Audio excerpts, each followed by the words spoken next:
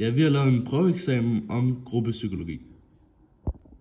Så for vores første spørgsmål, vi har valgt, det er så, hvordan opstår bander? Og det vil jeg så lige hurtigt prøve at gennemgå for jer en gang. Bander kan ligesom opstå på flere måder. En af de måder, det kan ligesom være det her med, at man søger efter en primær gruppe, som man kan holde sig til, hvor medlemmerne i banderne har nogle tætte forhold og nogle personlige relationer, som de ligesom har skabt på grund af, at de måske mangler noget, den primære gruppe ved deres forældre, fordi de måske har haft noget omsorgssvigt eller lignende, som ligesom gør, at de søger efter den her primære gruppe. Det kan også føres lidt videre til det her med indgruppe, fælles interesser og identifikation. Når man måske ikke har den her primære gruppe i sin forældre eller familie, kan det være, at man søger den her indgruppe, og, hvor man har de her fælles interesser, og samtidig med det kan man ligesom også identificere sig med den her gruppe, fordi når en gruppe har de her fælles interesser, mål, eller baggrund måske også, fordi de alle sammen måske har manglet den her primære gruppe i deres familie, forældre eller noget lignende, så skaber det også et stærkt bånd mellem de her medlemmer. Og det kan altså også sørge for, at man ligesom har den her band, og styrke, at man kommer ind i den her band, fordi man ligesom har brug for det her fællesskab, og den her primære gruppe at knytte sig op af, som man måske ikke har haft hos sine forældre. Og ud af noget af det Teufel også siger, så André Teufel, som er en britisk socialpsykolog, tror jeg det er, han bidrog ligesom lidt med til det her også med de her værdifulde indsigter omkring gruppedynamik. Han argumenterede nemlig for, at mennesker ligesom har den her tendens til at styrke deres selvopfattelse gennem de her tilhørsforhold, de ligesom får i de her grupper her. Altså det her med, at når en person identificerer sig med en bestemt gruppe, så får de ofte sådan en følelse af et tilhørsforhold og noget anerkendelse, som de måske heller ikke har fået hos det der måske burde være deres primære gruppe i deres forældre. Den får de altså her i de her bander her. Så vores andet spørgsmål er, hvad kan foranledige mennesker i bander til at begå vold og drab? Og jeg vil starte med at sige et citat af Diamant Salihu, hvor han siger, at en del af de problemer, Stockholm oplever nu, er, at mange ældre bandeledere har fået lange fængselsstraffe. De unge bruger tomrummet til at kæmpe om magten og udfordre hinanden. Det er mennesker, som er ligeglade og klar til at løbe ekstreme risici. Så han mener altså, at autoritet spiller en slags afgørende rolle i dynamikken inden for de her bander, og det kan ligesom påvirke de unges adfærd og så deres handlinger på flere måder.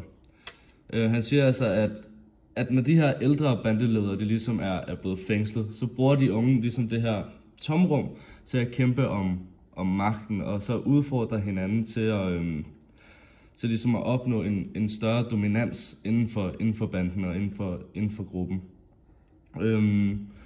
Så de unge medlemmer, ja, de ser ligesom den tomme plads og vil gerne ligesom udfordre den, og det kan altså eskalere i blandt andet konflikter og dermed voldshandlinger, fordi at de ligesom kæmper om den her kontrol, som de gerne vil have inden for gruppen. Noget andet, som altså kan jo ligesom forårsage det her med vold og drab, hvordan mennesker i bander kan komme det er, kan vi også kigge lidt på Solomon Ashes linjeeksperiment, hvor vi ligesom ser den her klare gruppepres. For altså i det her linjeeksperiment, der ser vi altså et klassisk eksempel på gruppepres. Det er nemlig, fordi i det her eksperiment, der bliver deltagerne altså bedt om at vælge den længste linje blandt flere forskellige muligheder.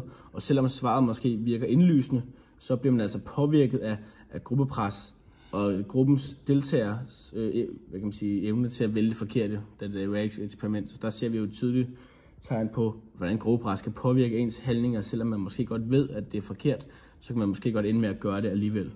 Og gruppepres kan altså så også føre videre til noget konformitet, hvor ligesom at personen underordner sig gruppen for ligesom at undgå at skille sig for meget ud, eller blive udelukket af den her gruppe, som de er med i, som så i det her tilfælde for eksempel kan være bander. Og det kan altså skabe en atmosfære, hvor voldelige handlinger bliver accepteret, og måske endda opfordret til, da gruppen ligesom udøver den her sociale kontrol også. Og noget andet, der kan forårsage de her menneskedrab og vold omkring banderne, det er altså den her gruppepolarisering. Og det er altså en proces, hvor medlemmer i gruppen ligesom vedtager mere ekstreme holdninger eller adfærd mod hinanden. Det ligesom også, de skaber ligesom det her skaber den her os mod dem mentalitet, ligesom opfordrer hinanden, hvor man ligesom opfordrer hinanden i gruppen til at udøve ting mod de andre, fordi vi ser dem i de andre som en trussel, eller vi ser dem som værende med til at ligesom at true det der er vores interesser, og det som også i det her tilfælde for eksempel kan være områder, hvor man måske udøver noget kriminalitet på gaden. Så derfor så kommer ligesom frem til de her mord og vold, for ligesom også at vise noget dominans over for de andre, og ligesom få dem til at holde sig væk fra hinandens områder, der ligesom er en trussel for hinanden.